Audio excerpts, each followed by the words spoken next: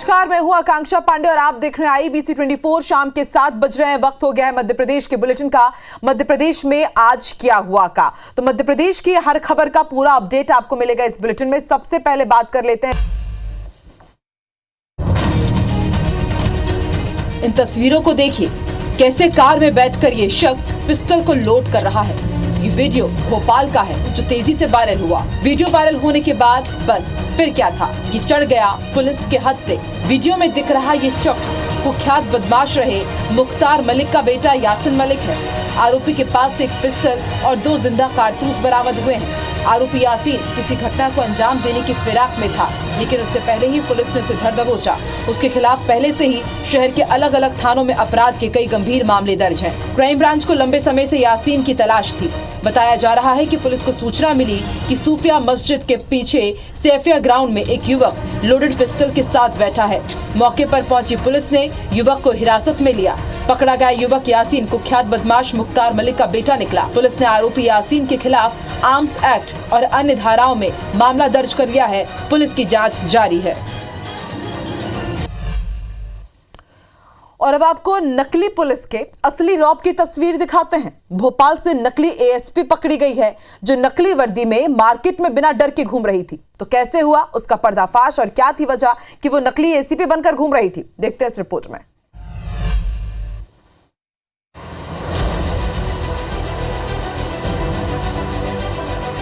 भोपाल में फर्जी महिला एडिशनल SP को असली पुलिस ने पकड़ा। युवती ASP की यूनिफॉर्म पहनकर TT नगर थाने पहुंची, जहां उसने थाने के अंदर जाकर रौब दिखाना शुरू किया। थाने में मौजूद TI ने सैल्यूट मारा। कुछ देर बाद पुलिस को शक हुआ तो उससे पूछताछ की गई, तो उसने बताया कि उसका नाम शिवानी चौहान है। दरअसल नकली ASP मौसेरे भाई और अपनी भाभी के साथ न्यू मार्केट घूमने पहुंची थी। इसी बीच महिला SI ने युवती को एडिशनल SP की वर्दी में देखा और वो समझ गई कि युवती फर्जी अधिकारी है। ये MPPSC की तैयारी कर रही थी, उनका सिलेक्शन नहीं हुआ और उसी दौरान उन्होंने परिवार को बता दिया कि मेरा सिलेक्शन एडिशनल SP के पद पे हो गया है और मैं ज्वाइनिंग करने जा रही हूँ। ज्वाइनिंग करने का उन्होंने बताया था। उसी दौरान TT नगर में उन्होंने जब इस प्रकार का कृत्य करते हुए पाए जाने पर उनके खिलाफ अपराध पंजीबद्ध किया गया है। फिलहाल युवती के खिलाफ केस दर्ज किया गया है, हालांकि बाद में उसे जमानत देकर छोड़ दिया गया। कभी कभी जब किस्मत साथ ना हो तो शिकारी खुद शेर की मांद में जा फंसता है। कुछ ऐसा ही हुआ इंदौर के एक डिजिटल ठग के साथ, जिसने डिजिटल अरेस्ट के नाम पर ठगी करने के लिए फोन तो मिलाया, जो सीधे Indore crime branch additional DCP को जा लगा।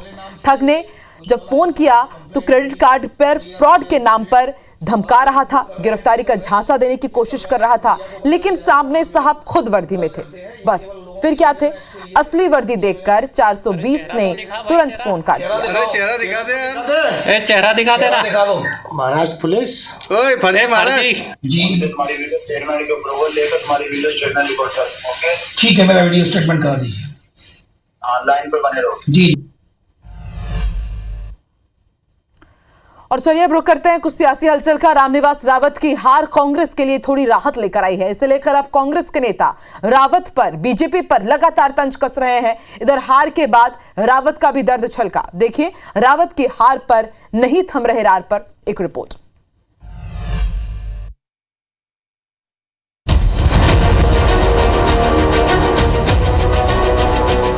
विजयपुर में मंत्री रामनिवास रावत की हार पर सियासी रार खत्म होने का नाम नहीं ले रही है।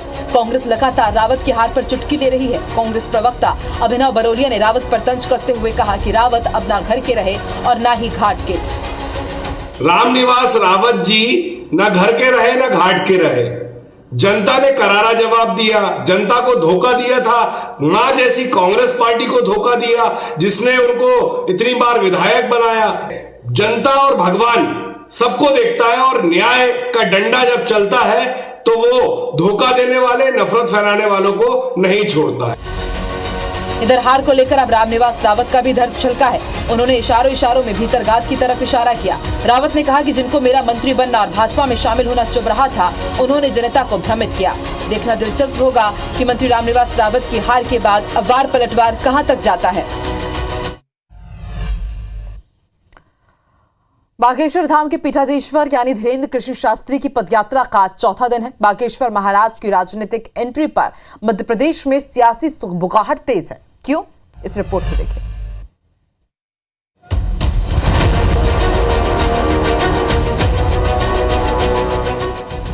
छतरपुर में पंडित धीरेन्द्र शास्त्री की पदयात्रा जारी है और इसी के साथ जारी है पदयात्रा से जुड़ी सियासत। हिंदू जागरण पदयात्रा को लेकर एक तरफ राजनेता आरोप लगा रहे हैं कि धीरेन्द्र शास्त्री ने राजनीति में आने के लिए इसे शुरू किया है, तो खुद धीरेन्द्र शास्त्री ने राजनीतिक एंट्री की बात को सिरे से नकार दिया और कहा कि मैं राजनीति में आने के लिए धर्म को ढाल नहीं बनाऊंगा। नहीं लगता कि हमें राजनीति में आना चाहिए और हमें नहीं लगता कि राजनीति के लिए सब प्रयोग, अगर राजनीति में आना होगा तो धर्म को ढाल नहीं बनाना होगा। भले ही शास्त्री ने पॉलिटिकल एंट्री की बात को खारिज कर दिया है, लेकिन मध्य प्रदेश के सियासी गलियारों में सुगबुगाहट तेज है। क्या अब एक और संत सियासत में एंट्री लेंगे? फिलहाल इस सवाल का उत्तर भविष्य के गर्भ में छिपा है। नासिर गौरी के साथ bureau report, IBC 24 Chhatarpur.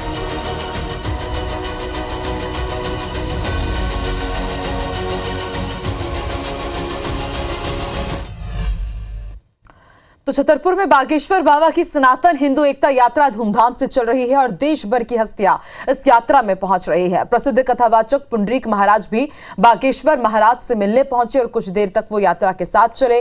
IBC 24 को दिए इंटरव्यू में उन्होंने कहा कि देश जाग रहा है और बागेश्वर महाराज की इस यात्रा से भारत को हिंदू राष्ट्र बनाने की अलग जगी है। मन से तो कई लोग हिंदू राष्ट्र बनाने की बात करते हैं, लेकिन सड़क पर आकर पहली बार किसी ने यात्रा निकाली है। इसका प्रभाव समूचे हिंदू समाज और भारतवर्ष पर पड़ रहा है। मुझे पहली बार जीवन में लगा है कि जो आज तक केवल मंचों से बात हुई है, आज वो चीज जमीनी बात हो रही है। सड़क पर लोग चल रहे हैं और धीरेन्द्र कृष्ण जी महाराज उसका आगे निर्देशन कर रहे हैं, सब संत जुड़े हैं। ये एक बहुत उज्जवल भविष्य का संकेत है कि जब हम लोग एक साथ होंगे तभी एक साथ आगे बढ़ेंगे। निश्चित रूप से अगर बंटवारे में रहेंगे तो कभी बटी हुई सामर्थ्य ऊर्जा नहीं बन सकती।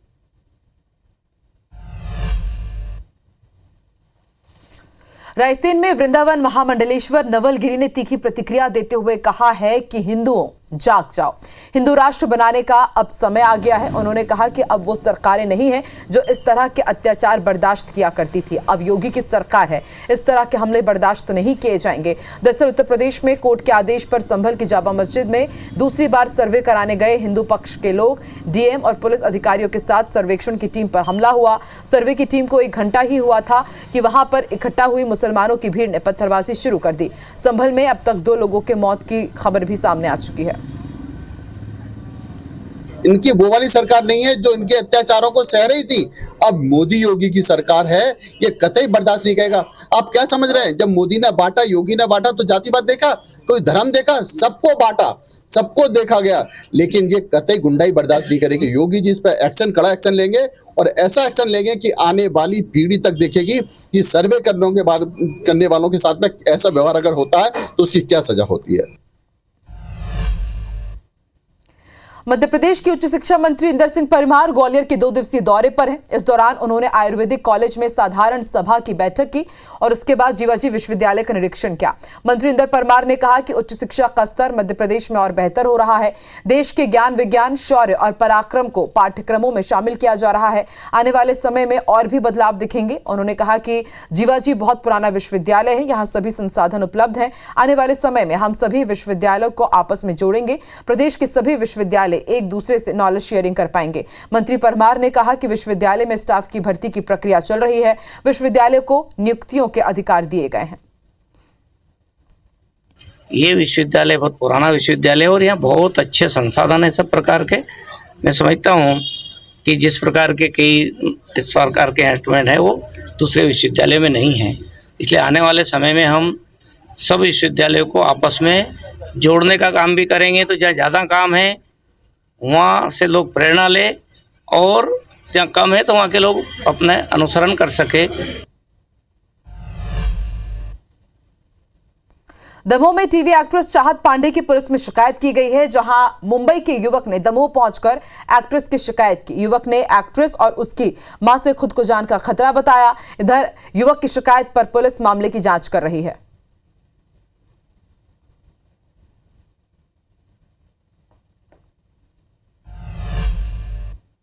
चुनाव के नतीजे आने के बाद विजयपुर के दोर्द गांव में देर रात दुकानों में तोड़फोड़ और घर में पथराव करने का मामला सामने आया है। रविवार को ग्रामीण पथराव और मारपीट की शिकायत लेकर थाने पहुंचे और उपद्रवियों पर कड़ी कार्रवाई की मांग की। ग्रामीणों ने पुलिस पर लापरवाही का आरोप लगाया। ग्रामीणों के मुताबिक पुलिस शिकायत को लेकर गंभीर नहीं है। मामले में जल्द कार्रवाई नहीं करने पर ग्रामीणों ने कड़ी कार्रवाई की मांग की है और आंदोलन की चेतावनी भी दी है। तुमने मेरे लिए पर्ची नहीं दी थी और आधार कार्ड नहीं दिया था और तुमने वोट हमारे लिए दिए नहीं थे। मैंने बोला सर मैंने वोट दिए थे, नहीं तुमने वोट नहीं दिए थे, तुम्हें मेरी मारपीट की थी। घर पे जाके पहले ईंट पत्थर दिए, फिर के बाद में लाठी दी, उसके बाद में गाली गलौज दिए और मोटर का रेंगा मेंगा तोड़ दिया। ये रात की घटना है, करीबन 8 बजे के बाद की घटना है। तो मेरे पास तो सुबह जो लोग आए थे कि साहब एक प्रजापति है उसकी ज्यादा मारपीट की है, तो मैंने उनसे कहा तुम आया मैं चल रहा हूँ थाने रिपोर्ट कराऊंगा। एक लड़का ये योगी समाज का पटवा समाज का इसके भी लाठी दी है, इससे भी कहा मैंने तुम थाने चलो अपन रिपोर्ट दर्ज कराएंगे। और ये रजक है इसकी गुमटी लूट ली, इससे सामान भी लूट ले गए और कुछ पैसे भी रखे थे उनको लूट ले गए। एक लठिया मेरी पीठ को दे दी, मैं नीचे गिर पड़ा। पूरा रावत और आसन को मोड़ा सुनील रावत, ये दोनों ने आके मेरी मारपीट करी। वोट मांग रहे थे कि मुझको वोट दो, रामनिवास के वोट क्यों नहीं दिए तुमने? सुनवाई नहीं है, कोई आवेदन कह रहा है, कोई कुछ कह रहा है, कोई सुनवाई नहीं है। इंदौर में आज बीजेपी के बूथ अध्यक्षों का जोरदार स्वागत किया गया। दरअसल बीजेपी में संगठन पर्व चल रहा है जिसमें बूथ समितियों और उनके अध्यक्षों की नियुक्ति हो रही है। इसमें बनाए गए नए बूथ अध्यक्षों का जोरदार स्वागत किया गया, उन्हें बग्घी में बिठाकर घुमाया गया। इसका जायजा लिया IBC 24 संवाददाता अंशुल मुकाती ने। इंदौर में संगठन पर्व के तहत एक अनूठी तस्वीर जो है वो निकल करके आ रही है। इंदौर में जिस तरह से जिला अध्यक्ष और केंद्रीय नेतृत्व का स्वागत किया जाता था, उसी तरह से अब यहाँ पर नए बूथ अध्यक्षों का स्वागत किया जा रहा है और खुद बीजेपी के इन नए बूथ अध्यक्षों को बग्घी पर बिठा करके शहर में घुमाया जा रहा है। खुद बीजेपी के जो बड़े नेता हैं वो इन बूथ अध्यक्षों को लेकर के मैदान में उतरे हैं और यहाँ से इन बूथ अध्यक्षों को शहर में घुमाया जाएगा। यहाँ से अलग अलग जगह जो है इन बूथ अध्यक्षों का सम्मान जो है वो किया जाएगा और बीजेपी के शहर अध्यक्ष जो हैं वो खुद बग्घी चला रहे हैं और उनके साथ पीछे बूथ अध्यक्ष जो हैं उनको बिठाया गया है। बूथ अध्यक्षों को बिठाने के साथ ही अब उनका सम्मान किया जा रहा है। किस तरह का सम्मान है, एक नई तस्वीर यहाँ देखने को मिल रही है। हमारे पोलिंग बूथ के अध्यक्षों का आज सम्मान है। हमारी बूथ समिति, नवनियुक्त बूथ समितियाँ गठित हुई हैं और सभी पोलिंग बूथ अध्यक्षों के नेतृत्व में भारतीय जनता पार्टी हमारे सबसे, जिसको कह सकते हैं कि भारतीय जनता पार्टी की विचारधारा, नीति जन कल्याणकारी योजनाओं को अगर जन जन तक पहुंचाने का कोई काम करता है तो हमारे पोलिंग बूथ के अध्यक्ष और बूथ समिति करती है। आज सभी सम्मानित बूथ अध्यक्षों का स्वागत रखते हुए घोड़े, बग्घी, ढोल धमाके के साथ उनको उनके पोलिंग बूथ पे स्वागत सत्कार और पूरी पोलिंग बूथ की जनता और हम सब भारतीय जनता पार्टी के कार्यकर्ता उनका स्वागत कर रहे हैं।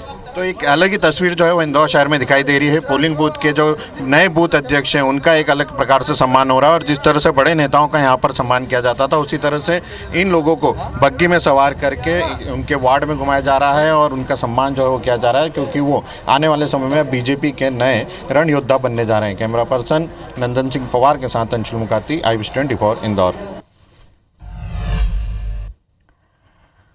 भोपाल सिर्फ तालाबों का शहर नहीं है, यहाँ ऐसी कई कलाएं हैं जो अपनी अलग छाप छोड़ती हैं। अंग्रेजी का एक शब्द तो आपने सुना ही होगा, वेस्ट टू वंडर। बस इसी कबाड़ से जुगाड़ का एक खूबसूरत उदाहरण आपको भोपाल में देखने को मिलेगा। यहाँ कबाड़ हुई बस से ऐसा जुगाड़ लगाया गया कि उसे अब बस स्टॉप में तब्दील कर दिया गया है। इस कबाड़ से जुगाड़ वाली बस की झलक दर्शकों के साथ साझा कर रही है IBC 24 संवाददाता साक्षी त्रिपाठी।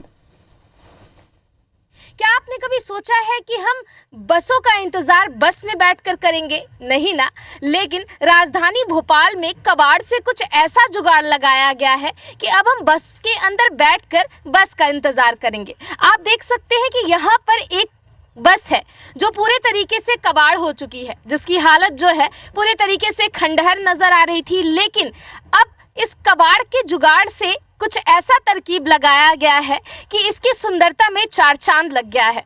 कबाड़ के जुगाड़ का बस का अंदर की तस्वीरें कैसी हैं, आखिर कैसे वो अंदर इंतजार करेंगे। तो आप देख सकते हैं कि यहाँ पर जो यात्रियों के इंतजार के लिए सीट्स हैं वो लगाई गई हैं। यहाँ पर अंदर भी हमें जो ट्राइबल पेंटिंग्स है उसकी खूबसूरत झलक जो है वो देखने को मिलेगी। यहाँ पर जो कलाकार हैं जिन्होंने ये तरकीब लगाई, हम उनसे बातचीत करते हैं। ये इतना इनोवेटिव आइडिया कैसे आया कि यात्रियों के लिए बस के इंतजार के लिए एक बस को ही इस तरीके से कन्वर्ट कर दिया जाए? बेसिकली ये हम लोगों ने बहुत पहले देखा था, एक यार्ड में गए थे बस के, रेड बस के जो यार्ड है इनका, तो वहाँ पे ऐसी बहुत सारी बसेस रखी हुई थी, खड़ी हुई थी जो कंडम हालत में थी। तो एकदम से माइंड में लगा आने के बाद में कि क्यों नहीं इसको बस स्टॉप में तब्दील कर सकते हैं। एक बस है, पूरा ऑलरेडी इसका स्ट्रक्चर जो है वो बस जैसा ही है, पर ये क्यों नहीं खड़ी हुई है, तो इसमें बारिश, धूप, छाँव, हर चीज़ को झेलने की कैपेसिटी है, तो क्यों नहीं इसको बस स्टॉप में तब्दील कर सकते हैं। या फिर व्हील्स जो अपन फूड ऑन व्हील जो कहते हैं, वो तीन ऐसी चीज़ें आई कि फूड ऑन व्हील्स भी कर सकते हैं इसमें, क्योंकि ट्रेन का भी रहता है कंपार्टमेंट्स में जो रेस्टोरेंट रहते हैं। ना सिर्फ भोपाल, ना सिर्फ मध्य प्रदेश, बल्कि भारत में एक अद्भुत सोच है, एक अद्भुत आइडिया है। तो ये खूबसूरत तस्वीरें आपने हमारे माध्यम से देखी, ये खूबसूरत तस्वीरें आपको दिखाई हमारे कैमरा पर्सन दीपक पाटीदार ने। साक्षी त्रिपाठी, IBC 24 भोपाल।